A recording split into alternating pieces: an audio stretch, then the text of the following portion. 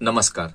मैं motivational video बनाता हूं और प्रयास करता हूं कि आपके सामने ऐसी प्रस्तुति दूं, ऐसे विषयों को रखूं जिससे आप खुद को मोटिवेट करते हुए डीमोटिवेशन से अपने आप को बचा सके, निराशा से अपने आप को बचा सके, उदासी से अपने आप को बचा सके। इस श्रृंखला में मैं आज बात करूंगा मोह की।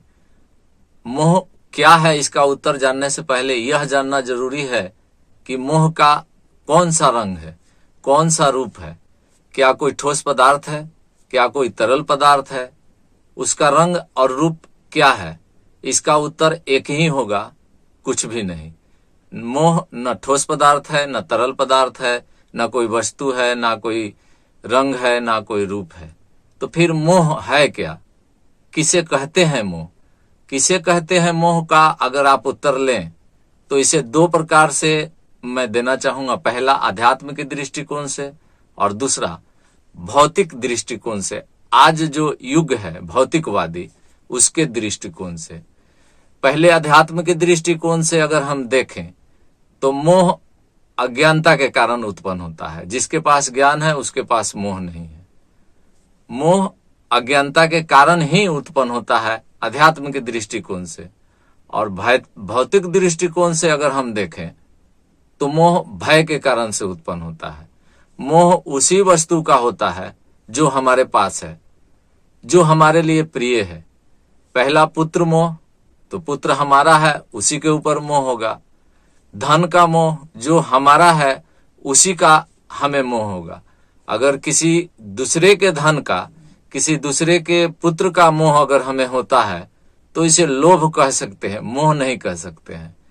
मोह उसी का होगा जो हमारा है, चाहे वो पुत्र मोह हो, धन का मोह हो, किसी वस्तु का मोह हो। अब सवाल उत्पन्न होता है कि मोह होती क्यों है? जैसे दो पत्थर के टकराने से अग्नि की चिंगारी उत्पन्न होती है, ठीक उसी प्रकार से जब कोई वस्तुएं और हमारा विचार एक साथ टकराती है, जब हम किसी वस्तु से प्रेम करते हैं, किसी अपने प्रिय से प्रेम करते हैं और हमारे विचार से जब वो टकराता है, तब मोह उत्पन्न होता है। और हमें यह ध्यान में रखना चाहिए कि संसार की सभी वस्तुएं नश्वर हैं, हम स्वयं नश्वर हैं। जब भगवान धरती पर आए और नहीं रह पाए तो ये वस्तुएं कैसे रह पाएगी? आज जो मेरे पास धन है उसे तो जाना ही है। मान लेता हूं मैं जाने नहीं दूंगा, मैं ये प्रण करता हूं कि मैं उस वस्तु को जाने नहीं दूंगा, तो कब तक रख पाएंगे आप उस वस्तु को? आप स्वयं चले जाएंगे, वस्तु तो धरा पर रह जाएगी, वस्तु तो पृथ्वी पर रह जाएगी, आप स्वयं चले जाएंगे। तो क्या फायदा है मोह करने से? पुत्र मोह हो, धन मोह हो, किसी भी प्रकार का मोह हो, मोह करने से कोई लाभ नहीं है। लेकिन इतना आसान भी नहीं है मोह से अलग हो जाना, क्योंकि वह हमारे ही शरीर में रहती है मोह। अगर हम मोह को इस शरीर से निकालना चाहें तो थोड़ा सा परिश्रम, कठिन परिश्रम करना पड़ेगा, क्योंकि मोह इतनी आसानी से निकलेगी नहीं। बड़े बड़े जो ऋषि महर्षि हुए उनके अंदर भी मोह देखा गया है।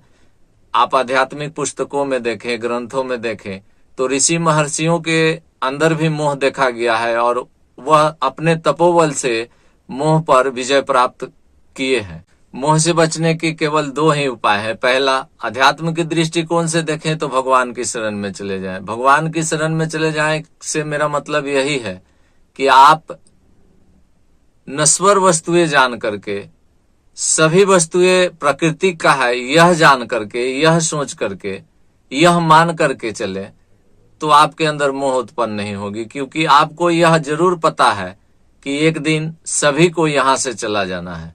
जब सभी को चले जाना है तो फिर ये वस्तुएं कैसे रह पाएंगी, खास करके एक व्यक्ति के पास कैसे रह पाएंगी?